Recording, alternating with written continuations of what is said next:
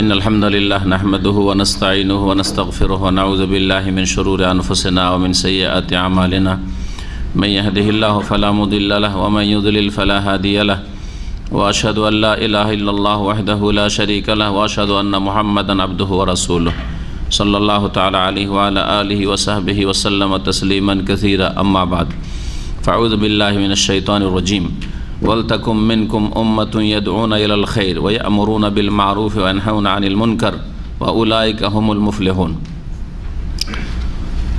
وقال المؤلف حفظه الله تعالى ما يعامل به المبتدع تحرم زيارة المبتدع ومجالسته إلا على وجه النصيحة له والإنكار عليه لأن مخالطته تؤثر على مخالطه شرا وتنشر عداوته إلى غيره ويجب التحذير منهم ومن شرهم إذا لم يكن الأخذ على أيديهم ومنعهم من مزاولة البدع وإلا فإنه يجب على علماء المسلمين وولاة أمورهم منع البدع والأخذ على أيدي المبتدع وردعهم عن شرهم لأن خطرهم على الإسلام الشديد. ثم إنه يجب أن يعلم أن دول الكفر تشجع المبتدع على نشر بدعتهم وتساعد على ذلك بشتى الطرق لأن في ذلك القضاء على الإسلام وتشويه صورته. نسأل الله عز وجل أن ينصر دينه ويولي كلمته ويخذل أعداءه وصلى الله وسلم على نبينا محمد وآله وصحبه. মহান আল্লাহর সমস্ত প্রশংসা যে আল্লাহ পাক রব্বুল আলামিন একক যার কোনো শরীক নেই। সালাত এবং সালাম নাজিল হোক প্রিয় নবী মুহাম্মদ রাসূলুল্লাহ সাল্লাল্লাহু আলাইহি ওয়াসাল্লামের উপর, যার তরিকা হচ্ছে আল্লাহ পাকের পক্ষ থেকে স্বীকৃত তরিকা। তার আদর্শ ছাড়া, তার তরিকা ছাড়া অন্য কোনো তরিকা আদর্শ আল্লাহ পাকের কাছে স্বীকৃত নয়। সুতরাং অন্য কোনো তরিকা দিয়ে, আদর্শ দিয়ে ইবাদত বন্দি করলে আল্লাহ পাক কবুল করবেন না। অন্য কোনো আকিদা, যে আকিদা রাসূলুল্লাহ সাল্লাল্লাহু আলাইহি ওয়াসাল্লাম নিয়ে আসেনি, সেই আকিদা কেউ যদি পোষণ করে তাহলে আল্লাহ পাক তার ঈমান ইসলামকে কবুল করবেন না। আজকে আমাদের আকিদাত তাওহীদের শেষ দর্শ, বিষয়বস্তু হচ্ছে বিদাতীদের সাথে কেমন আচরণ করা হবে, কি আচরণ আহলে সুন্নাত কোরআন সুন্নাত অনুসারীরা করবে। এই বিষয়ে শেখ অল্প কয়েক লাইন আলোচনা করেছেন, কিন্তু অত্যন্ত মূল্যবান কথা রয়েছে। আর তারপরে আমার কাছে বিস্তারিত আরও অন্য আলেম ওলামারা কোরআন সুন্নার যারা, তাদের লিখনী থেকে কালেকশন রয়েছে। ইনশাআল্লাহ তাআলা সেগুলি পেশ করব। আজকে হয়তো সম্ভব হবে না সময়ের অভাবে, তবে কিছু কথা বাইরে থেকে, কিতাবের বাইরে থেকে পেশ করব আজকে, আর বাকিটা ইনশাআল্লাহ তাআলা আগামী দার্সগুলিতে পুরো করব। যেমন সৌদি আরবের হায়াত কিবারিল উলামার বর্তমানে একজন বড় শেখ সুলাইমান আল খুদাইর, তার বক্তব্য থেকে এইরকমই শেখ সাফার হাওয়ালি, মক্কা উম্মুল কুরা ইউনিভার্সিটির প্রফেসর, সিনিয়র প্রফেসর, তার বক্তব্য থেকে যে বিদাতীদের সাথে আচরণ কেমন হবে এই বিষয়গুলি আলোচনা করব ইনশাআল্লাহ তাআলা। পয়েন্টগুলি কমপক্ষে মনে রাখবেন যে তাদের সাথে আমাদের আচরণটা কেমন হওয়া উচিত। এই মর্মে প্রথম শুরু করি কোরআনে কারীম দিয়ে, তারপরে রাসূল সাল্লাল্লাহু আলাইহি ওয়াসাল্লামের হাদিস দিয়ে।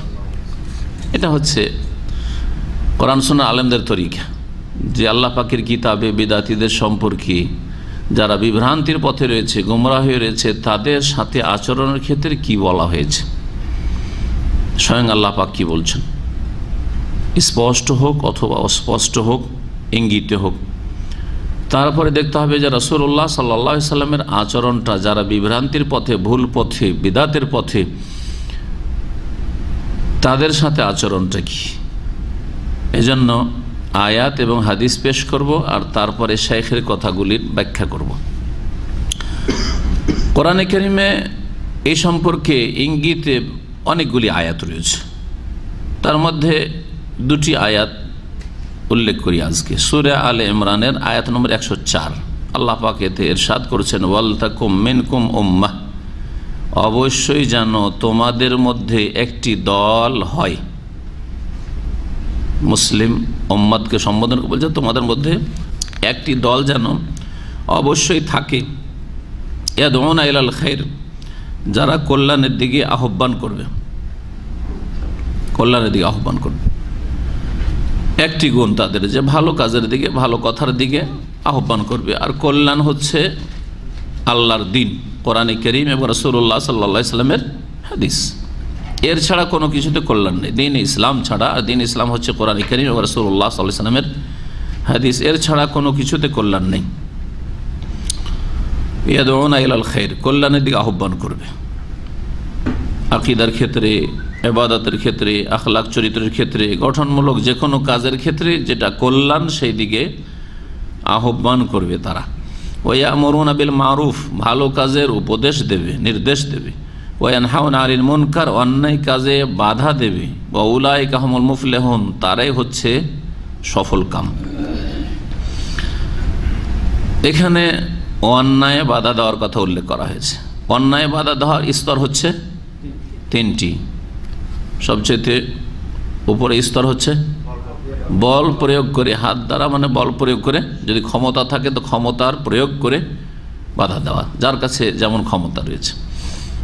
শাসকের কাছে একরকম ক্ষমতা আছে, বাড়ির অভিভাবক বাপ মায়ের কাছে একরকম ক্ষমতা আছে, কোনো একটা প্রতিষ্ঠানের মালিকের কাছে ক্ষমতা আছে, এদের কাছে বল প্রয়োগ করার ক্ষমতা আছে অধীনস্থদের উপর। এইরকম প্রত্যেক ব্যক্তির যার যতটা ক্ষমতা আছে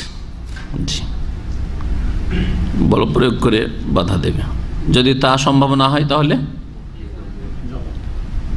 ফালিয়ুগাইয়িরহু ফাইন লাম ইয়াস্তাতি ফাবিলিসানিহি, সহিহ মুসলিমের হাদিসে রয়েছে, মান রাআ মিনকুম মুনকারান ফালিয়ুগাইয়িরহু বিয়াদিহি, কেউ যদি অন্যায় দেখে মুনকার। আর এখানে আয়াতে সূরা আল ইমরান আয়াত নম্বর 104 ওয়ায়ানহাউনা আনিল মুনকার, অন্যায় থেকে, আপত্তিকর বিষয় থেকে, ইসলাম বিরোধী কথা কাজ থেকে বাধা দেবে। মান রাআ মিনকুম মুনকার, তোমাদের মধ্যে কেউ যদি মুনকার দেখে ফালিয়ুগাইয়িরহু বিয়াদিহি, তাহলে যেন হাত দ্বারা বল প্রয়োগ করে বাধা দেয়। ফাইন লাম ইয়াস্তাতি ফাবিলিসানিহি, যদি না পারে তাহলে কথার দ্বারা বাধা দেবে। ওয়াইন লাম ইয়াস্তাতি, তাও যদি না পারে কথার দ্বারা, কথা উপদেশ হয়, আদেশ হয়, নিষেধ হয়, এগুলি কথা, পরামর্শ দেওয়া হয়, হ্যাঁ, বক্তব্য হয়, কথার দ্বারা, কথা বলে হোক অথবা কথা লিখে হোক, লিখনির দ্বারা হয়, লেখাটাও কথা। যতগুলি দাওয়াতের রিসোর্স রয়েছে, মাধ্যম রয়েছে মানে দাওয়াত দেওয়ার, সেগুলি হচ্ছে কথার দ্বারা। সেগুলি আজকাল এই সায়েন্সের যুগে, টেকনোলজির যুগে বিভিন্ন উপায়গুলো রয়েছে, ইন্টারনেট আর এই সব যা কিছু রয়েছে। যদি তাও না পারা যায় তাহলে ফাবে কালবিহি, অন্তর থেকে কি করবে, ঘৃণা করে, জি ঘৃণা করে প্রতিবাদ করবে। ওয়াউলাইকা হুমুল মুফলিহুন, তারাই হচ্ছে সফল কাম। কিন্তু আল্লাহ পাক বলছেন কোরআনে কারীমে, এই একটি দ্বিতীয় আয়াত সূরা হুদের আয়াত নম্বর 113, তাতে আল্লাহ পাক বলছেন ওয়ালা তারকানু ইলাল্লাযিনা যালামু, ওদের দিকে ঝুঁকে যেও না যারা জালেম, যারা জুলম করে, তাদের দিকে কি করিও না, ঝুঁকে যেও না। আগের আয়াতে বলা হয়েছে অন্যায় বাধা দেবে। শিরক আর বিদআত অন্যায় কিনা? ধর্মের নামে হচ্ছে, ধর্মের নামে যে কাজগুলি হচ্ছে কিন্তু সেগুলি হচ্ছে অন্যায়। তো যতগুলি কাজ পৃথিবীতে আছে হয় মারুফ না হয় মুনকার, মারুফ না হয় মুনকার। আগের আয়াত থেকে দলিল কেমন করে বিদাতীদের সাথে আচরণের ক্ষেত্রে এই আয়াতটা কি করে ফিট করবে, এই কথাটা শেষ করা যাক, তারপর দ্বিতীয় আয়াতে আসে। কারণ যদি সংক্ষেপে ছেড়ে দিতে আপনাদের অনেকের জন্য ক্লিয়ার হবে না। আল্লাহ বলছেন অন্যায় বাধা দেবে। অন্যায় বাধা দেওয়ার তিনটি স্তর হইল, অন্যায় মুনকার, আর ন্যায় ভালো হচ্ছে মারুফ। পৃথিবীর সমস্ত কথা কাজ হচ্ছে হয় মারুফ না হয় মুনকার। মারুফ ভালো কাজে সহযোগিতা করবে আর অন্যায় বাধা দেবে। শিরক বিদআত মারুফ না মুনকার? মুনকার। এতে কোনো সন্দেহ আছে যে শিরক আর বিদআত যেগুলি ধর্মের নামে পাপ হচ্ছে সেগুলি হচ্ছে মুনকার। সুতরাং তাতে সহযোগিতা করতে হবে না বাধা দিতে হবে? বাধা দিতে হবে। এইরকমের যে কোনো পাপ, যে পাপগুলি সামাজিক পারিবারিক পাপ, সেগুলিকে পাপই মনে করে। যারা পাপ করে তারাও পাপ মনে করে, সেগুলি হচ্ছে মুনকার। চুরি, ডাকাতি, মিথ্যা কথা বলা, ধোঁকাবাজি করা, সুদ, ঘুষ ইত্যাদি, বেঈমানি, আত্মসাৎ, এগুলি হচ্ছে মুনকার। তো এগুলিতেও এই তিনটি স্তর রয়েছে। তো ধর্মের নামে পাপ হোক, শিরক বিদআতের পাপ হোক, অথবা পাপকে পাপ মনে করেই সেই পাপগুলি করা হোক সমাজে, এগুলি হচ্ছে মুনকার। আর মুনকারে বাধা দিতে হয়। বাধা দেওয়ার তিনটি স্তর। তাহলে বিদআত এবং বিদআতির সাথে আচরণের ক্ষেত্রে বাধা দিতে হবে। বিদআত ছড়াচ্ছে তাহলে আপনার আচরণটা এমন হইতে হবে যাতে বিদাতি কণ্ঠাসা হয়, বিদাত ছড়াতে না পারে, হ্যাঁ, মানব জাতিকে গোমরাহ না করতে পারে। এ হচ্ছে আয়াত থেকে যেটাকে বলা হয় ওয়াজহুদ দালালা বা ওয়াজহুল ইস্তিশহাদ, কেমন করে দলিল আপনি নেবেন বিদাতিদের সাথে আচরণের ক্ষেত্রে। দ্বিতীয় আয়াতে আসি, ওয়ালা তারকানু ইলাল্লাযিনা যালামু, তোমরা ঝুঁকে যেও না ওই সব লোকদের দিকে যারা জুলুম করেছে। এখন আসেন, শিরক বিদাত জুলুম না আদল? জুলমের বিপরীত হচ্ছে আদল। ইন্নাল্লাহা ইয়ামুরু বিল আদলি, আল্লাহ ন্যায়ের নির্দেশ দিচ্ছেন, আর সুবিচারের আদল ইনসাফের পরিপন্থী হচ্ছে জুলম, ঠিক না? তো হয় শিরক বিদাতকে ইনসাফ বলবেন, সুবিচার বলবেন, না হয় কি বলবেন? জুলম বলবেন।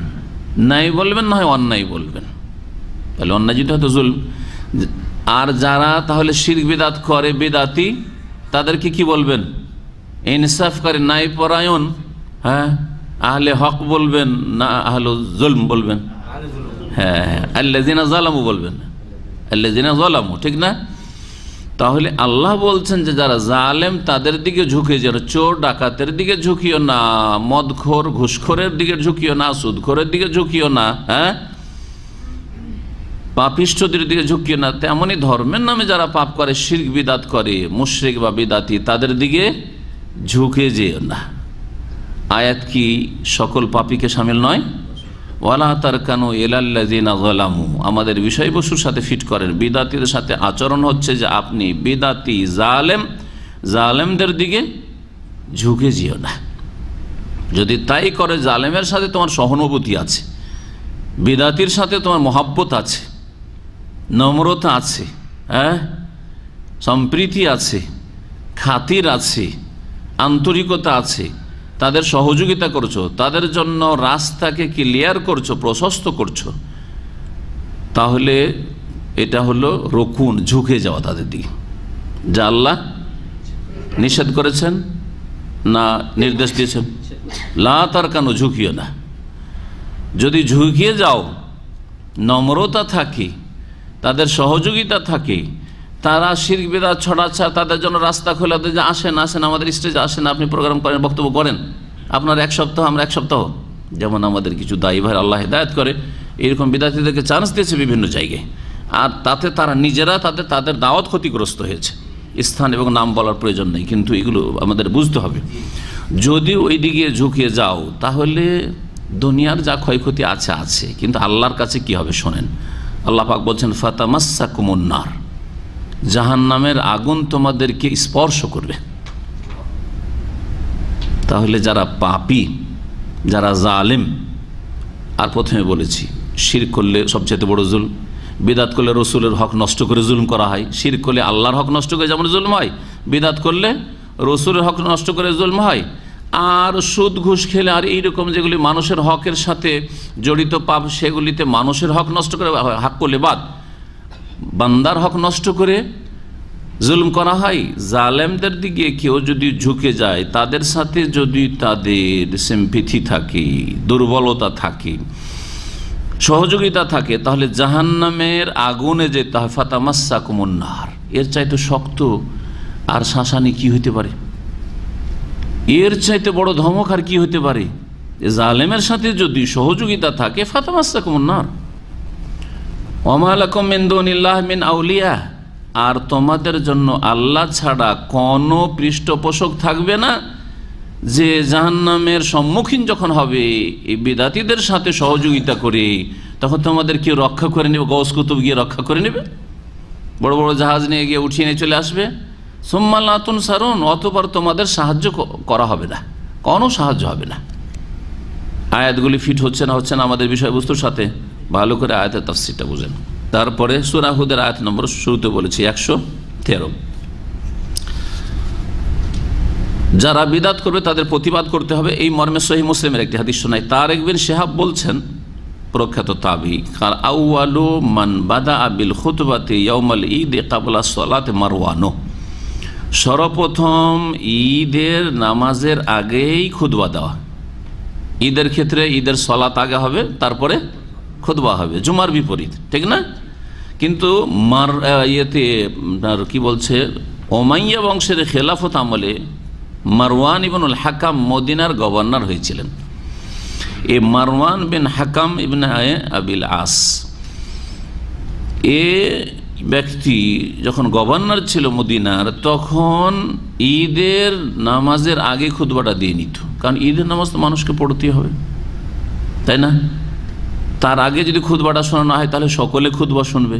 কিন্তু ঈদের নামাজটা হয়ে গেলে ঈদের খুতবা শোনা জুমার খুতবার মতো ফরজ নয়, জান্নাত। যার ফলে সাহাবাই কেরামদের বা তাবেঈনদের যারা দিনদার লোক সেই যুগের সালাফদের, তাদের এই জালেম শাসকদের ওপর একটা ঘৃণা ছিল, উমাইয়া বংশের শাসকদের ওপর। যার ফলে তারা তাদের বক্তব্য শুনতে চাইতেন। এইসব ফাসেক আর জালেমদের কাছ থেকে কি আর বক্তব্য শুনবো, শুনতে চাইতো না। শুনবি না, ঈদের আগে খুতবা দিয়ে শোনাবো। হ্যাঁ, বিদাত চালু করলো। তো বলছেন সর্বপ্রথম খুতবা শুরু করে ঈদের দিনে কাবলা সালাতে, ঈদের সালাতের আগেই মারওয়ান ইবনুল হাকাম। ফাকামা ইলাইহি রাজুলুন, তখন যেমনই শুরু করলো খুতবা, একজন লোক উঠে পড়লো আর তারপর as-সালাত কাবলা আল-খুতবা, খুতবার আগে সালাত, আগে নামাজ পড়ান তারপরে খুতবা দেন। আমির গভর্নর মদিনার, আর গভর্নরের সামনে প্রতিবাদ। আর এই কাজটি কি ছিল? বিদাত ছিল না? সুন্নাত হচ্ছে আগে নামাজ তারপরে খুতবা। আর যদি খুতবা আগে করে দেওয়া হয় তাহলে বিদাত। তাহলে বিদাতের প্রতিবাদ করলেন না করলেন না? ফালিয়ুগাইয়িরু বিয়াদিহি, যদি বল প্রয়োগ করে, বল প্রয়োগ করতে পারছে না জনগণ, শাসক খুতবা দিচ্ছে মারওয়ান, সুতরাং সেখানে ফাবিলিসানিহি, জবান দ্বারা প্রতিবাদ। তাহলে বিদাতের প্রতিবাদ করছেন কোন একজন সাহাবী অথবা তাবেঈ, আল্লাহু আলাম, তার নাম উল্লেখ করা হয়। ফাকালা as-সালাতু ক্বাবলা আল-খুতবা, খুতবার আগেই নামাজ রয়েছে। ফাকালা, তখন মারওয়ান জবাবে বলল, কাদ তুরিকা মা হুনালিকা, যা ছিল যেদিকে তুমি ইঙ্গিত করছো, অর্থাৎ রাসূলের জামানায় আর সাহাবায়ে কেরামদের জামানায়, খোলাফায়ে রাশিদের জামানা, ও সব চলে গেছে, ওই যুগ আর এখন চলবে না। যেমন আজকাল কিছু বিদাতি লোকেরা বলে যে আজকালকার জামানায় কোরআন হাদিস মেনে চললে এক পা বাড়ানো যাবে না। শুনেছেন কথা? রিয়াক হাফেজ এখানে ছিল, সেই ভাষাটা বলে। এটা ইসলাম পরিপন্থী, ইসলাম ভঙ্গকারী বিষয় নয়। ইসলাম কিয়ামত পর্যন্ত মানব জাতির জন্য উপযোগী না অনুপযোগী? কেউ যদি বলে যে না, ইসলাম কোন এক যুগে উপযোগী নয়, তাহলে এটা কুফরি মতবাদ, কুফরি মতবাদ, ইমান ভঙ্গকারী বিষয়। তাহলে এই কথাটা বলে কিন্তু হুঁশ রাখে না যে কি বললাম। ইসলাম যদি পদে পদে মানা যায় তো এক পা উঠানো যাবে না, কুফরিয়া কথা হয়ে গেল।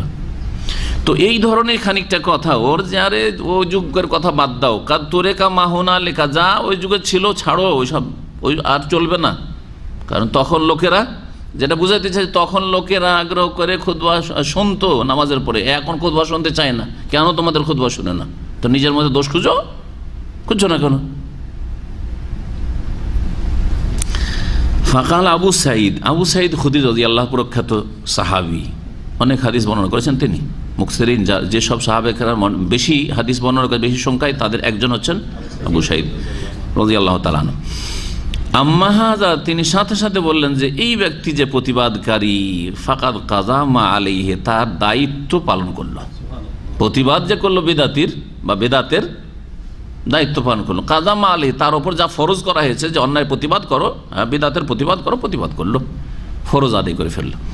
ফারজে কিফায়া, যদি অনেকে প্রতিবাদ করা থাকে, সবাইকে যে বলতে হবে যে নয়, হইচই করে একজন বললে হয়। একটা অন্যায় কাজ হচ্ছে আর আমরা মাশাআল্লাহ ওই বিষয়ে হুকুম জানি যে এটা অন্যায়, তাহলে আমি অথবা আপনারা কেউ একজন বললেই ফারজে কিফায়া, সকলের পক্ষ থেকে আদায় হয়ে গেল, এক দুজন বললেই। এই কথাটি তিনি বললেন। সামিআতু রাসূলুল্লাহ সাল্লাল্লাহু আলাইহি ওয়াসাল্লাম, তারপরে বলছেন আমি রাসূলুল্লাহ সাল্লাল্লাহু আলাইহি ওয়াসাল্লাম বলতে শুনেছি, ইয়াকুলু মান রাআ মিনকুম মুনকারান ফালিয়ুগাইয়িরহু বিয়াদিহি, কেউ যদি অন্যায় কাজ দেখে তাহলে বল প্রয়োগ করে হাত দ্বারা যেন বাধা দেয়। ফাইন লাম ইয়াসতাতি ফাবিলিসানি, না পারলে কথার দ্বারা বাধা দিবে, জবান দ্বারা। ফাইন লাম ইয়াসতাতি, তাও যদি না পারে ফাবিকালবিহি, তাহলে অন্তর দিয়ে প্রতিবাদ করে, মানে ঘৃণা করে। অন্তর থেকে প্রতিবাদ মানে ঘৃণা করা, অন্তর কথা জানতে পারে কিন্তু ঘৃণা, তার মজলিস বরখাস্ত করা, ওখান থেকে সরে যাওয়ার চেষ্টা করা। অন্তর ঘৃণা আছে তার মানে বসতে চাইছেন না ওখানে, এটা হওয়া উচিত। এই না যে বসেও আছি, সিগারেট খাচ্ছে আর বসেও আছেন, গল্পও করছেন, ধোঁয়া ছাড়ছে, জর্দা দেওয়া পান খাচ্ছে আর বসে বসে গল্পও করছেন, আর বলছেন আমার অন্তরে ঘৃণা আছে। এটা তো ঘৃণা হইল না। কি করে ঘৃণা হইল? মজলিসটা ছাড়েন। বিদাত করছে, মিলাদ করছে, শবে বারাত করছে আর বসে আছেন, বলছে আমার অন্তরে ঘৃণা আছে। ভাই এটা ঘৃণা হইল না, মজলিস ছাড়েন তাহলে। ওয়াজালিক আদাফুল ইমান, এটা হচ্ছে সবচাইতে দুর্বল ইমানের পরিচয়, অন্তরে ঘৃণা রাখা। বিদাতীদের সাথে যেসব আচরণ রয়েছে তার মধ্যে একটি হচ্ছে কথা বন্ধ করে দেওয়া, কথা বলিয়ে না বিদাতের সাথে। এটা একটি কায়দা মনে রাখা যে বিদাতের সাথে কথা বলবেন না, কিন্তু সকল বিদাতের সাথে না, সকল বিদাতের সাথে যার সাথে কথা না বলে কোণঠাসা করা যেতে পারে, দমন করা যেতে পারে, তার বিদাতকে থামানো যেতে পারে, হ্যাঁ, বা বন্ধ করা যেতে পারে, যে আপনার সামনে দুর্বল, কিন্তু সে যদি শক্তিশালী হয় যে তার সাথে কথাবার্তা বন্ধ করলে আপনাকেই দমন করে দেবে, আপনার দাওয়াতকেই একেবারে কি করে দেবে, নিভিয়ে দেবে বা নিস্তব্ধ করে দেবে, এইরকম যদি হয় তাহলে না। তো ওই বিষয়গুলি বিস্তারিত কখন কি অবস্থায় পরে বলবো। এই মর্মে হাদিস, তাবুক যুদ্ধে 3 সাহাবী রাসূলুল্লাহ সাল্লাল্লাহু আলাইহি ওয়াসাল্লামের, তারা মুনাফিক ছিলেন না, কিন্তু তাবুকে যাবুযাচি করে যাননি।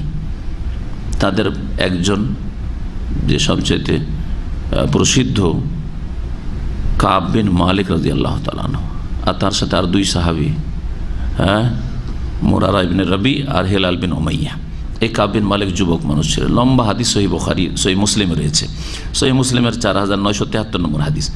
ওই হাদিসটি লম্বা হাদিস। এই হাদিস ওই সূরা তাওবাতে যে আয়াত রয়েছে, ওয়া আলা সালাসাতিল্লাযিনা খুলিফু, আর বিশেষ করে ওই 3 জন সাহাবী যারা পিছনে থেকে গিয়েছিল, তাবুক যুদ্ধে যায়নি, এই 3 জন বলে আল্লাহ উল্লেখ করেছেন সূরা তাওবার তাফসীরে। আমি ওখানে বিস্তারিত আলোচনা করেছি, আর ঘটনাটা মোটামুটি সংক্ষেপ হইলেও এই হাদিসটা পুরো না হইলেও অধিকাংশ অংশগুলি সেখানে বর্ণনা করেছি। তার একটা অংশে আছে যে নবী করিম সাল্লাল্লাহু আলাইহি সাল্লামের কাছে যখন ওরা ওজর পেশ করলো, সকল মুনাফিকরা মিথ্যা কথা বললে যে ইয়া রাসূলুল্লাহ আমার এই ছিল, এই ছিল, সব মিথ্যা অজুহাত করলো, তাদেরকে ছেড়ে দিলেন, যাও। এরা যখন সত্য কথা বলে, ইয়া রাসূল কোনো ওজর ছিল না, অসুবিধা ছিল না, যাবো যাচি করে যাওয়া হয়নি, এগিয়ে চলে গেলেন আপনিও সাহাবীরা, এই কালকে বেরিয়ে গিয়ে সাঁত ধরবো, এই করে আর যাওয়া হয়নি। ঠিক আছে, তোমরা যখন সত্য কথা বললে তোমাদের ফয়সালা আল্লাহ করবেন, আমি আর করব না। তারপরে তাদের সাথে কথা বন্ধ রেখেছেন রাসূলুল্লাহ সাল্লাল্লাহু আলাইহি ওয়াসাল্লাম, নিজে বন্ধ রেখেছেন, সাহাবায়ে কেরাম ইরশাদ করলেন। এমনকি কিছুদিন চলার পরে আবার তা বললেন যে তোমার স্ত্রীকে বাপের বাড়ি পাঠাও, তালাক দিয়ে বাপের বাড়ি পাঠাও। আছে হাদিস না? ওই হাদিসটা আর আজকে যাচ্ছি না, কারণ সময় মনে হয় সাথ দেবে না, নাকি শোনাবো সংক্ষেপে? কিন্তু কথা বন্ধ করেছেন, এক কথায় ভুলকারীর সাথে কথা বন্ধ করেছেন রাসূলুল্লাহ সাল্লাল্লাহু আলাইহি ওয়াসাল্লাম। এটা হচ্ছে আমাদের বিদাতীদের সাথে আচরণের ক্ষেত্রে দলিল যে নবী সাল্লাল্লাহু আলাইহি ওয়াসাল্লাম যারা অন্যায়কারী, অপরাধী, তাদের সাথে কথা বন্ধ করেছেন, আর বিদাতী হচ্ছে অপরাধী। সুতরাং কথা বন্ধ করলেন কার সাথে? রাসূলুল্লাহ সাল্লাল্লাহু আলাইহি ওয়াসাল্লাম। এটা একটা পয়েন্ট মনে রাখেন। যারা খাঁটি সাহাবী, যারা সত্য কথা বলেছেন যে আমাদের কোনো ওজর ছিল না, যাওয়ার ইচ্ছাও ছিল, কিন্তু পরে চিন্তা করলেন আর পাবো খুঁজে কোথায় মরুভূমিতে, দেরি হয়ে গেল, তার তো সাথ ধরতে পারবো না। প্রথমখানে ভুলটা হয়েছে সাথে সাথে না বেরিয়ে, আচ্ছা ওরা যাক, ওরা সকালে বেরোয়, আমরা বিকালে বেরো, বিকালে যেতে পারবো, কালকে সকালে বেরোবে, কালকে সকাল না বিকালে, এই করতে করতে একদিন দেরি হয়েছে, পরে আর দেশে হারা। ওদের সাথে কথা, মাত্র 3 জন সাহাবী যারা খাঁটি সাহাবী আর যেতে পারেনি, তাদের সাথে কথা বন্ধ করেছেন। আর যারা কয়েকশো মুনাফিক ছিল আর তারা সকলে ওজর, মিথ্যা ওজর পেশ করেছিল, তাদের সাথে কি রাসূলুল্লাহ সাল্লাল্লাহু আলাইহি ওয়াসাল্লাম কথা বন্ধ করেছিলেন? করেন নাই।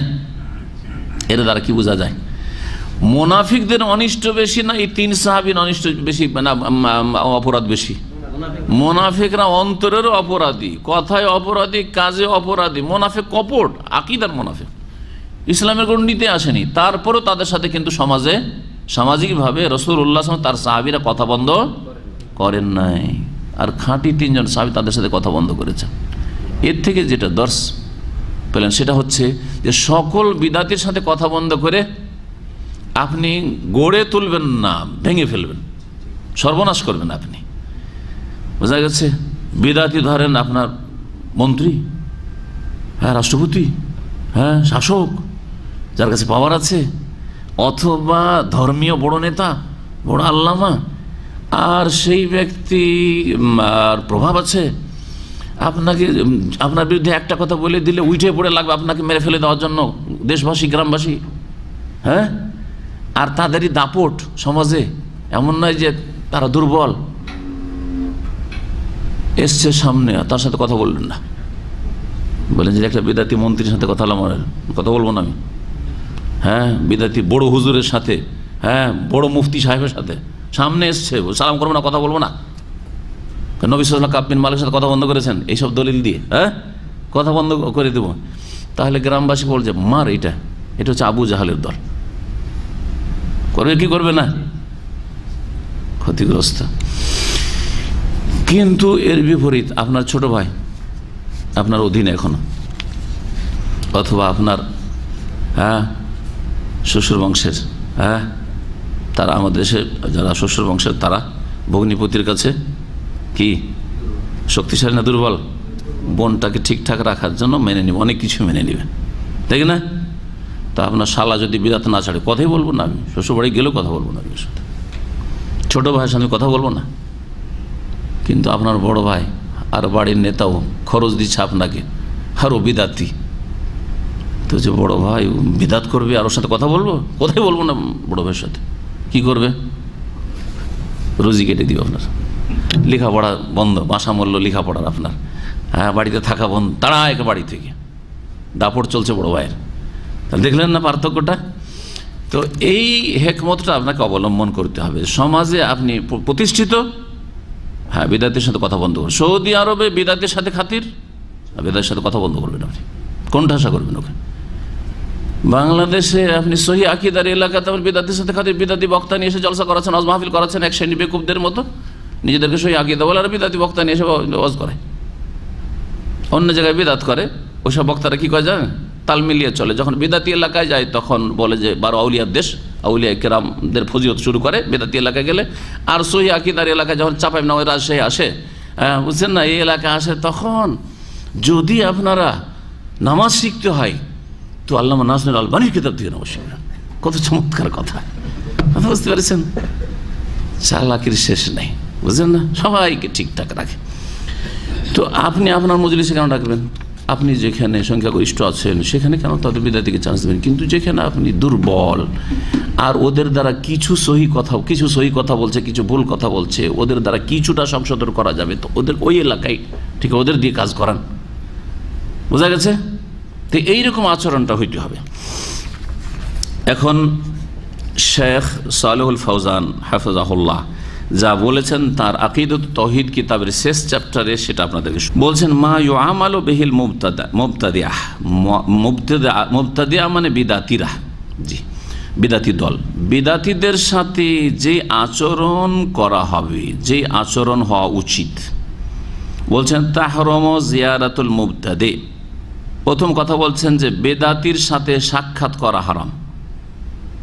বেদাতির সাথে সাক্ষাৎ করতে যাচ্ছেন আপনি, যে যাই বিদাতিকে একটু দেখে আসি, বিদাতি হসপিটালে অসুস্থ আছে, চলে দেখে আসি। বিদাতি হুজুরকে দেখতে যাচ্ছেন, বিদাতি হুজুর আপনার এলাকাতে জলসা করতে এসে, চলে একটু সালাম করে আসি বিদাতি হুজুরকে। হ্যাঁ, না, হারাম এটা বলছেন। কে বলছেন? আমি বললে তো বলতেন যে কট্টরপন্থী, তা আমি তো বলছি না, যে তর্জমা করছি। শেখ সালেহুল ফৌজান বলছেন যে হারাম, বিদাতির জিয়ারত করা, তার ভিজিট করা, তার সাথে সাক্ষাৎ করা হারাম। 1 2 নম্বর মুজালাসাতুহু, আর তার সাথে বসাও হারাম। এসছে যাই, ওর মজলিসে যাই, ওর সাথে একটু ছবি তুলি, যেমন কিছু আজকালকার দায়ীরা হয়েছে, গিয়ে বিদাতির সাথে ছবি তুলছে পাশে বসে। লজ্জা লাগে আমাকে দেখে, ওগুলো দেখে লজ্জা লাগে। আমার তো আলহামদুলিল্লাহ হবেই না, ওইটা ইনশাআল্লাহ হবে না। আর দুনিয়ার গরজ এতদিন আসেনি, তখন আর শেষ জামানে আর কি আর দুনিয়ার গরজ আসবে। অনেকে প্রলোভন দিয়েছে ওইসব, কিন্তু অনেককে দেখি যে গৌরব করে যে এটা বড় বিদাতি, ওর পাশে একটা ছবি তুললাম, যেহেতু ফেমাস বিদাতি পাশে বসতে পেয়েছে, ওইটাই তার জন্য গৌরব। এটা দায়ীর জন্য মোটেই উচিত নয়, যদি কোরআন হাদিসের দায়ী হয়। তার এটাকে তারা হেকমত মনে করছে। এটা হেকমত নাকি? না, এটা মানুষকে বিভ্রান্ত করা, যে যখন এত বড় দায়ী, একটা ইন্টারন্যাশনাল স্কলার আর দায়ী যখন বসে আছে অমুক বিদাতির পাশে, তার মানে এরাও দিনের খাদেম। এরা এক তরিকার খাদেম, এরা আর এক তরিকার খাদেম। ঠিক না? বোঝায় না কিটা? তো মানুষকে ধোকা দিলেন না, জনগণকে ধোকা দিলেন আপনি।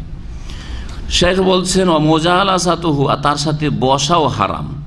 ইল্লা আলা ওয়াজহি নাসিহাতি লাহু ওয়াল ইনকার আলাইহি, হ্যাঁ বসা যেতে পারে, দেখা সাক্ষাৎ করা যেতে পারে। কখন?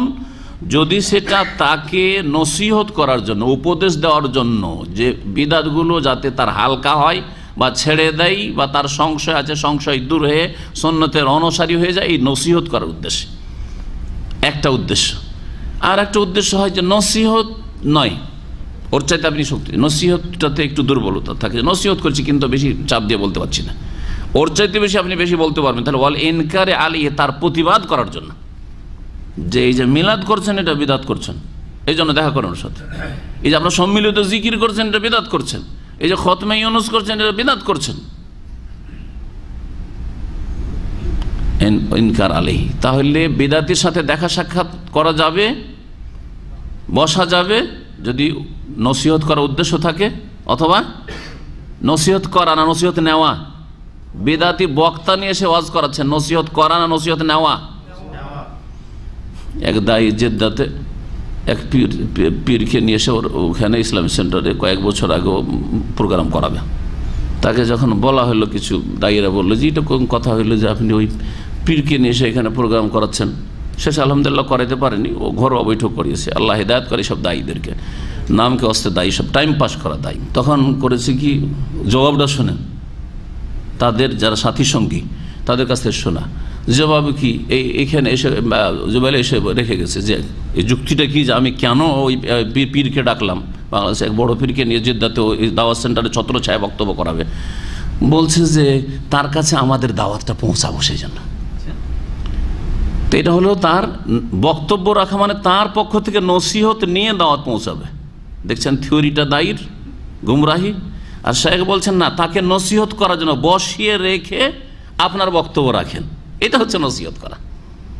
যেমন কাব্বানিতে আমরা প্রোগ্রাম করেছি, আর তাদের একজন বড় মাশাআল্লাহ আমার পাশে বসে থেকেছে, আর আমার বক্তব্য শুনেছে যে 4 ইমামরা কোরআন শোনার অনুসারী কেমন ছিলেন, আপনারা অনেকে এই মাহফিলে ছিলেন, ঠিক না? এইটা হচ্ছে নসিহতের জন্য তাকে ডাকা, যে নসিহত শুনুক কোরআন হাদিসে, যে আইম্মায়ে আরবা, ইমাম আবু হানিফা, শাফি, মালিক, আহমদ রাহিমাহুল্লাহ, তারা কোরআন শোনার অনুসারী সালাফি ওলামা ছিলেন, এটা প্রমাণ করবো তার সামনে, বুঝুক। আর শোনার পরে আমাকে অনেক শুকরিয়া আদায় করে, জাযাকাল্লাহ খাইর, অনেক ভালো কথা শুনলাম, আরে ভিতরে যাই থাকি দৌড়, অনেক ভালো কথা শুনলাম, অনেক নতুন কথা জানলাম বলেছে। কেন বেদাতির সাথে সাক্ষাৎ করা যাবে না আর বসা যাবে না যদি উপদেশ দেওয়া উদ্দেশ্য না থাকে অথবা প্রতিবাদ করা উদ্দেশ্য না থাকে? লিআন্না মুখালাতাতাহু তুআসসিরু আলা মুখালাতিহি শাররান, কারণ তার সাথে মেলামেশা করা, মুখালাতা মানে মেলামেশা করা, দেখা সাক্ষাৎ, মেলামেশা করা কি করবে? যেই ব্যক্তি তার সাথে মেলামেশা করে, দেখা সাক্ষাৎ করে, তার ওপর কুপ্রভাব ফেলবে। তুআসসিরু আলা মুখালাতিহি শাররান, যেই ব্যক্তি তার সাথে উঠা বসা করে, সুন্নতের অনুসারী সহিহ আকীদার লোক, আর বিদাতের সাথে উঠা বসা করে, দেখা সাক্ষাৎ করে, বৈঠক করে, এতে কি হবে? তার ওপর কুপ্রভাব পড়বে। কথা সত্য। সহিহ আকীদার মাদ্রাসা পড়া ফারেগ লোক যারা এই বিদাতি দলগুলিতে সামিল হয়েছে, স্লো পয়জন দিয়ে তাদের সহিহ আকীদার যেটা স্পিরিট ছিল একেবারে মেরে ফেলেছে, মুর্দা বানিয়ে দিয়েছে। নাম ধরে ধরে বলতে পারবো, কিন্তু নাম ধরাটা এখন বাদ দিয়েছি। হ্যাঁ, নাম ধরলে বেশি লোক অসন্তুষ্ট, বুঝছেন। আর আপনাদের ওই বাংলাদেশের নাম না ধরে আমি পশ্চিমবঙ্গের নাম ধরতে পারবো। আচ্ছা, মাদ্রাসা পড়ে ফারে গেছে আহলে হাদিস মাদ্রাসায়, আর তারপরে ওই চিল্লার দলে ভর্তি হয়েছে, আর তারা বড় একটা চেয়ার দিয়ে দিয়েছে তাকে, যার ফলে এমন হয়েছে যে এখন আহলে হাদিসের বিরুদ্ধে শুধু বলে, ওর কাজই হচ্ছে আহলে হাদিসের বিরুদ্ধে বলা। ও যে ওই দলের সামনে নিজেকে আবার বলছে যে আমি আহলে হাদিস, আমি আহলে হাদিস। ওর মধ্যে আকিদার কোনো কিছু নেই, কোনো গুণ নেই। এখন শুধু ফাজাইল বয়ান করা, কিচ্ছা কাহিনী বয়ান করা, এটা হচ্ছে। আমি ওই পিস টিভির আলোচনায় গিয়ে আমার কিছু দিনই ভাইরাস আকিদার ভাইরাস সাক্ষাৎ করলো, হচ্ছে অমুক ব্যক্তি এসেছিল এলাকাতে, এসে কিচ্ছা বয়ান করছে যে রাসূলুল্লাহ সাল্লাল্লাহু আলাইহি ওয়াসাল্লামকে নাকি ও স্বপ্ন দেখেছে। এগুলো কিচ্ছা বিদাতির কাছ থেকে শোনা যায়, কিন্তু যে বিদাতি হয়েছে তার অবস্থা আহলে হাদিস ঘর থেকে বলছে রাসূলুল্লাহ সাল্লাল্লাহু আলাইহি ওয়াসাল্লামকে স্বপ্ন দেখেছে। কি অবস্থায়? বলছে রাসূলুল্লাহ সাল্লাল্লাহু আলাইহি ওয়াসাল্লামের অঙ্গ প্রত্যঙ্গগুলি ছিন্ন ভিন্ন হয়ে পড়ে আছে, অনেক যেমন 360 যেমন বলে যে জিকির করে বেদাতিরা না, 360 অঙ্গ প্রত্যঙ্গ আলাদা আলাদা হয়ে অঙ্গ প্রত্যঙ্গ ছড়িয়ে ছিটিয়ে পড়ে আছে আর একবারে দুর্গন্ধ ছড়াচ্ছে, নাউজুবিল্লাহ। কত খারাপ কথা। রাসূলুল্লাহ সাল্লাল্লাহু আলাইহি ওয়াসাল্লাম সম্পর্কে এইরকম কথা বলছে, স্বপ্ন দেখেছি। আচ্ছা, ও শয়তানকে স্বপ্ন দেখিয়েছে আর শয়তানকে শিখাচ্ছে এটা রসুল। কেমন করে জানলে যে রসুলের এগুলো অঙ্গ প্রত্যঙ্গ আর এই দুর্গন্ধ ছড়াচ্ছে আর এই রাসূলুল্লাহ এই অবস্থা হয়েছে? শয়তান কিভাবে খেলা করে বিদাতিকে নিয়ে। তারপরে বলছে যে তাবির শুরু করে দিয়েছে, মানে ওর বিবরণ নিজেই করছে, ও গুমরাহির ওপর গুমরাহি। এক তো রসুল বানিয়ে দিল, এই যে অঙ্গ প্রত্যঙ্গ ছড়িয়ে ছিটে আছে এটা রাসূলুল্লাহকে স্বপ্ন দেখলো সে। আর তারপরে বলছে যে এর তাবির কি জানেন? এর তাবির হচ্ছে মুসলিম উম্মাতের অবস্থা খুব খারাপ, হ্যাঁ, দুরবস্থার শেষ নেই, তাদের পাপের শেষ নেই, যার ফলে রাসূলুল্লাহ সাল্লাল্লাহু আলাইহি ওয়াসাল্লামকে খারাপ অবস্থায় দেখলাম। এইসব কিচ্ছা কাহিনী বয়ান করে সহিহ আকীদার লোক ওই বিদাতি জামাতে শামিল হয়ে গেলে।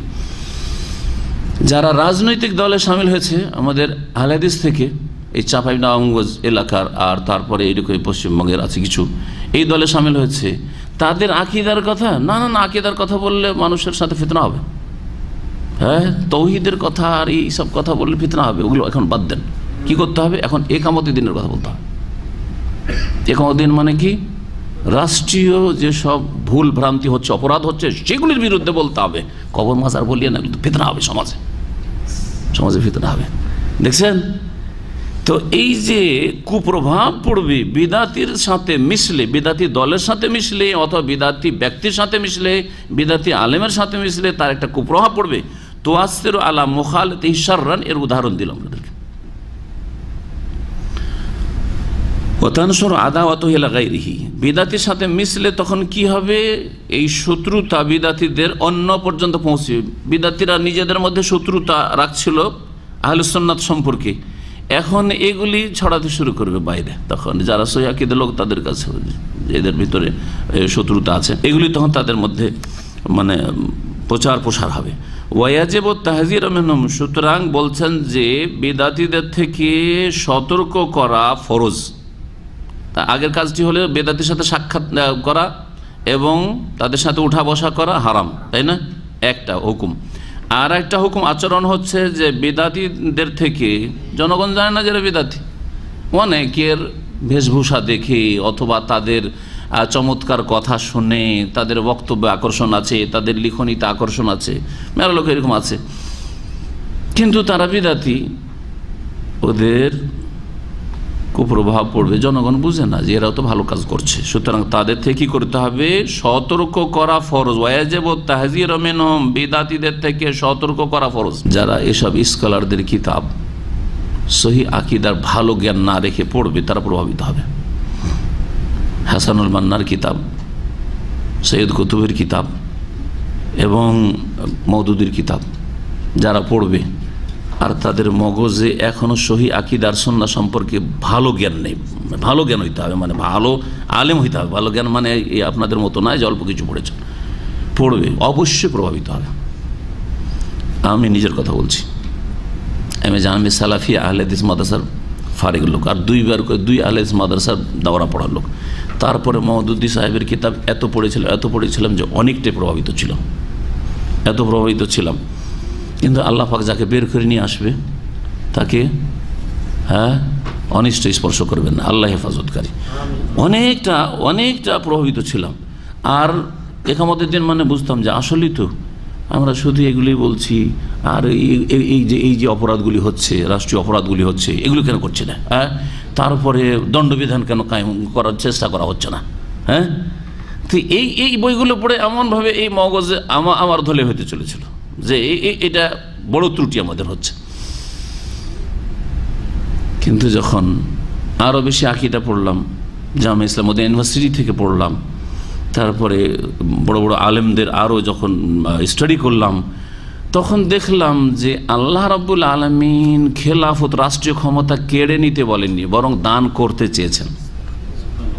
ওরা বলছে না কেড়ে নিতে হবে, আর কোরআন বলছে না তোমাদেরকে দান করব। থিওরিতে পার্থক্য। অনেকে বলে, মাঝে মধ্যে শোনা যায় আহলে হাদিস ছেলেদের কাছে বা আহলে হাদিস আলেমদের কাছ থেকে, কয়েকদিন আগে আহলে হাদিস আলেম বলছে, একজন আমাকে বলছে যে আহলে হাদিসের আকীদা আর জামাত ইসলামের আকীদা কাছাকাছি। আকীদায় তেমন ইখতিলাফ নেই। আমি বললাম যে কিছুই বুঝেন না। তারপরে বলছে শেখ এত ডিপে তো আমরা যেতে পারি না, এত গভীরতা তো আমরা যেতে পারি না। আমি বললাম যে আমাদের টার্গেট হচ্ছে তৌহিদুল ইবাদা কায়েম করা। আমাদের শুধু না, কোরআন সুন্নাহ বলছে তৌহিদুল ইবাদা, আল্লাহর জন্য ইবাদতকে খাস করা। এইটাই ছিল দ্বন্দ্ব। ইবাদত আল্লাহর জন্য না, ওতে ভাগ আছে।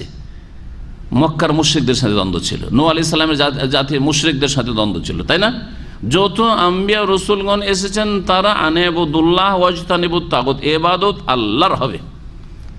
প্রতিমা পূজা, মাজার পূজা, এইগুলি অধিকাংশই অল্প কয়েকজন আম্বিয়া ছাড়া শাসন ক্ষমতা তারা নেননি, পাননি। তো তারা কি ব্যর্থ নাকি ইকামতের দিনে?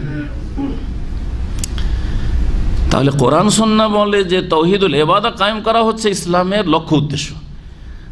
আর এই হাসানুল বান্না, সৈয়দ কুতুব আর মৌদুদি সাহেবের থিওরি বলে, জামাত ইসলামের থিওরি বলে যে আমাদের ইকামতের দিন মানে হচ্ছে রাষ্ট্রীয় ক্ষমতা দখল করাই হচ্ছে ইসলামের উদ্দেশ্য।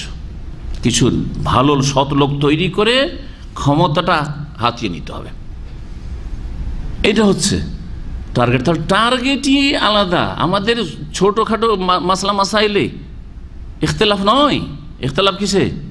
আসল মূল বিষয়ে যে আপনি যাচ্ছেন কোথায়। একজন বলছে আমি মক্কা যাচ্ছি, আরেকজন বলছে আমি কাসিম যাচ্ছি, রাস্তা দুটা। হ্যাঁ, এখানে ইখতিলাফ রয়েছে। এই বিষয়গুলি আমাদের আহলে হাদিস মধ্যম শ্রেণীর আলেমগুলো বুঝে না, বক্তাগুলো বুঝে না। হুজুকে না না না না, ওরা অনেকটাই কথা শুনে আমাদের উদারতা রাখে, সেই জন্য আকীদায় এক হয়ে গেল, আকীদায় এক হয়ে গেল। আল্লাহ বলছেন লা ইস্তাখলিফান্নাহুম ফিল সূরা নূরে, আল্লাহ অবশ্যই তাদেরকে খেলাফত দেবেন। কখন দেবেন? শেষ আয়াতে বলছেন, আয়াতের শেষ অংশে, ইয়াবুদুনানি, একমাত্র আমার ইবাদত করো, লা ইউশরিকুনা বি শাইআ, আমার সাথে কোনো কিছু শরীক করবে না। ইস্তিখলাফ মানে খেলাফত দেব, বুঝা গেছে? আর এরা বলছে আমরা এইসব অসৎ সরকারের কাছ থেকে কি করব? খেলাফত কেড়ে নেব। এর জন্য ভারতের একজন বড় হাদিস আলেম সুফি নজির আহমদ কাশ্মীরি, তার ধারাবাহিক লিখনই আসতো একটা মুহাদ্দিস পত্রিকা জামিয়া সালাফিয়াতে। তিনি লিখেছেন যে মওদুদি সাহেবের থিওরি আর হাসানুল বান্না এদের থিওরিটা হচ্ছে ইসলামের পোশাক পরে হেগেলের মতবাদ পেশ করেছে। হেগেলের মতবাদটা কি ছিল? হেগেলের মতবাদ ছিল যে এই সর্বহারাদের একটা দল তৈরি করতে হবে। সর্বহারাদের দল তৈরি করে যারা পুঁজিপতি রয়েছে তাদের কাছ থেকে ছিনিয়ে নিতে হবে। তোরাই খাবি, তোরাই ভোগ করবি, আর আমরা সর্বহারা পথের ফকির। এটা হচ্ছে এই থিওরি, বুঝছেন না? আর এদের থিওরি হচ্ছে হ্যাঁ ইসলামের লেবাস পোশাক পরে মওদুদি সাহেবের আর এই হাসানুল মান্না, সৈয়দ কুতুবের, এদের থিওরি হচ্ছে যে আমাদের একটা সলেহিনদের দল তৈরি করে, ওদের ভাষায় বলছি, সলেহিনদের নেক লোকদের দল তৈরি করে মানবরচিত বিধান দিয়ে যারা শাসন ক্ষমতা চালাচ্ছে তাদের কাছ থেকে কেড়ে নিতে হয়েছে। তোরাই শুধু ভোগ বিলাস করবি পার্লামেন্টে গিয়ে, বুঝলেন না? জি, इस्लाम का लिबास लिबादा ओढ़ के, लिखेছেন উনি, इस्लाम का लिबास पहन के हेगेल का नजरिया पेश किया है। জি, বুঝতে পারলেন কথা? তো অনেকে এই বিষয়গুলো বুঝে না, যার ফলে ভাই আমাদের সাথে তেমন ইখতিলাফ নেই। তো আমাদের সাথে ওই না, ওরা অন্যরা অন্যদের কথা বলে তো ওদের সাথে বড় ইখতিলাফ আছে, কিন্তু এদের সাথে ইখতিলাফ নেই। না, এদের সাথে আকীদাগত ইখতিলাফ আছে, ওদের সাথে আকীদাগত ইখতিলাফ আছে, আকীদাগত দ্বিমত রয়েছে এইসব দলের সাথে। তো এখন আসেন কি করতে হবে তাদের থেকে। দ্বিতীয় হচ্ছে যে সতর্ক করা ফরজ এই দলগুলি থেকে মুসলিম জাতিকে, অমিন শাররিহিম, তাদের অনিষ্ট থেকে, যারা ভুল ব্যাখ্যা করে ভুল ইসলাম বুঝিয়ে চরমপন্থী পয়দা করলো। কে কারা? যে চোরের হাত কাটে না সেজন্য কাফির হয়ে গেল ঢালাহারে। আরে আল্লাহ তো ফাসিক জালেম বলেছেন, সবাইকে ঢালাহারে আপনি কাফের বলবেন? এটা তো কোরআন হাদিস বলে না। ইযা লাম ইয়াকুনিল আখযু আলা আইদিহিম, যদি বল প্রয়োগ করে তাদের হাতে বাধা না দিতে পারেন, তাদের বক্তব্যে বাধা না দিতে পারেন, তো সতর্ক করবেন। তাহলে যদি দেখা যায় যে একটা প্রোগ্রাম বিদাতিরা করছে, বন্ধ করেন প্রোগ্রামটা বল প্রয়োগ করে। আল আখযু আলা আইদিহিম মানে বল প্রয়োগ করে বন্ধ করে দাও তাদের বিদাতি দাওয়াতকে। যদি তা না করা সম্ভব হয় তাহলে তাদের থেকে ওদের মজলিসে যেও না, জাতিকে সতর্ক করতে হবে। কথা বুঝেন? শেখের বলছেন ওয়াজিবু তাহযীরু মিনহুম ওয়া মিন শাররিহিম, তাদের থেকে আর তাদের অনিষ্ট থেকে সতর্কীকরণ ফরজ। ইযা লাম ইয়াকুনিল আখযু আলা আইদিহিম, তাদের হাতে ধরে বাধা দেওয়া যদি সম্ভব না হয়। ওয়া মানউহুম মিন মুজাওয়ালাতিল বিদআত, যা তারা করছে তার থেকে যদি বাধা দেওয়া সম্ভব না হয়। মাজারে লোকেরা যাচ্ছে, ওরসে যাচ্ছে খাসি মোরগ নিয়ে, বল প্রয়োগ করে বাধা, তো মাজারে যেতেই দেব না, আর খাসি হাজির করতেই দেব না, আর ওরস লাগাইতেই দেব না। এটা হচ্ছে প্রথম কাজ। এটা কাজ কার? শাসকের কাজ, তাই না? আর জনগণ সহি আকীদার, তারা শাসক যদি সহি আকীদার হয় বা এই বিষয়ে যদি তারা তৎপর হয়, তাদের কাছে খবরটা পৌঁছাবে যে এই যে অন্যায়গুলি করছে এগুলোর বন্ধ করুন, জি পরামর্শ দেবে, যে সহযোগিতা করবে সাথে। কিন্তু যদি তা করা সম্ভব না হয়, সৌদি আরবে যেমন সম্ভব, সৌদি আরবে এখানে যে শিরক বিদআত ছড়াচ্ছে, ধরেন আজকে শবে বরাত করছে কোথাও, তাহলে কি করবেন? শাসকের প্রতিনিধি যারা আছে তাদেরকে খবর দিয়ে বন্ধ করার চেষ্টা করবেন। মিলাদ করছে, বন্ধ করার চেষ্টা করবেন। হ্যাঁ, কোথাও সুফিদের বিদাতি জিকির চলছে, তাহলে বন্ধ করার চেষ্টা করবেন আপনি। যদি বন্ধ করা সম্ভব না হয়, যে না যাদেরকে খবর দেব প্রতিনিধি যারা আছে তারা এগুলো অ্যাকশন নেবে না, আর বা সম্ভব নয়, আমরাই দুর্বল এখানে, তাহলে কি করতে হবে? জনগণকে তাদের অনিষ্ট থেকে সতর্ক করতে হবে। তোমরা যেও না, ওখানে যেও না, নিষেধ করেন। ওয়াইল্লা ফাইন্নাহু ইয়াজিবু আলা উলামাইল মুসলিমিন ওয়া উলাতি উমুরিহিম মানউল বিদআ, আসল তো হচ্ছে, বলছেন আর না হলে আসল তো হচ্ছে যে মুসলিম ওলামাদের ওপর আর মুসলিম শাসকদের ওপর ফরজ হচ্ছে, দেখেন আমার ভাষা না, মুসলিম আলেমদেরও ফরজ আর মুসলিম ওলাত মানে শাসকদেরও ফরজ, যে কোনো মুসলিম শাসকেরও ফরজ, মানউল বিদআ, বিদআতে বাধা দেওয়া, মাজারে, ওরসে, হ্যাঁ শিরকে, যত রকম বিদআত রয়েছে এগুলিতে বাধা দেওয়া। ওয়াইল্লা ফাইন্নাহু, কি বলছেন? মানউল বিদআ ওয়াল আখযু আলা আইদিল মুবতাদি, আর বিদআতীদের হাতকে ধরে নেওয়া, মানে বল প্রয়োগ করে বন্ধ করা ওদের কাজকর্ম। ওয়ারাদউহুম আন শাররিহিম, আর তাদের অনিষ্ট থেকে তাদেরকে ফিরিয়ে নিয়ে আসা, তাদের অনিষ্ট যাতে তারা ছড়াতে না পারে। বলেন আজকাল যে শিরক বিদআত জমজমাট চলছে, কুফরি কথা বলছে ধর্মের নামে, সুফিবাদ। হ্যাঁ, রাসূলুল্লাহ সাল্লাল্লাহু আলাইহি ওয়াসাল্লামের মেয়ে ফাতেমা, হ্যাঁ মুরতাদের বিবি, বাংলাদেশে এক বড় পীর, ঠিক না? সরকার কিছুই বলছে না, বরং তাদের জন্য রাস্তা প্রশস্ত করে রেখেছে। এই ক্ষেত্রে জনগণের, আমাদের কাজ হলো ইয়াজিবু তাহযীরু মিনহু, সতর্কীকরণ, জাতিকে সতর্ক করেন যে এগুলো ইসলাম ভঙ্গকারী, এরা ইসলাম তাদের ভঙ্গ হয়ে গেছে, এমন ভ্রান্ত কুফরি আকীদা তাদের আছে, আল্লাহর সাথে সরাসরি কথা বলে এরা। লিআন্না খাতারহুম আলাল ইসলামের সাথে, কেন বাধা দিতে পারলে বাধা দিবেন বল প্রয়োগ করে, আর না বাধা দিতে পারলে জাতিকে সতর্ক করবেন। কেন?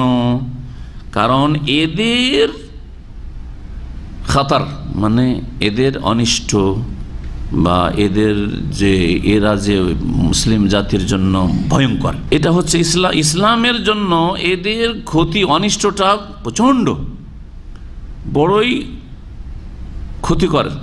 সুম্মা ইন্নাহু ইয়াজিবু আন ইউলামা আন্না দুআল কুফরি তুসাজ্জিউল মুবতাদি আলা নাশরি বিদআতিহিম, আর তারপরে জেনে রাখা উচিত যে মুসলিম জনগণ আর মুসলিম শাসকরাই যদি শিরক বিদআতে বাধা না দেয়, তো যত কাফের দেশ রয়েছে আর কাফের শাসক রয়েছে তারা তো বিদআত আর বিদআতিকেই শক্তিশালী করে, সমর্থন করে। কাদিয়ানীদের সবচেয়ে বড় কেন্দ্র হচ্ছে লন্ডনে। মুসলিম দেশে কাদিয়ানীরা তাদের কুফরির প্রচার করছে, হ্যাঁ, যে মির্জা গোলাম আহমদ কাদিয়ানী রসুল, নবী, নবী, বাধা দেওয়া হয় না, দেওয়া হয় না, মাত্র কয়েকটা মুসলিম দেশ ছাড়া। এদেরকে অমুসলিম ঘোষণা করা হয় না, অমুসলিম।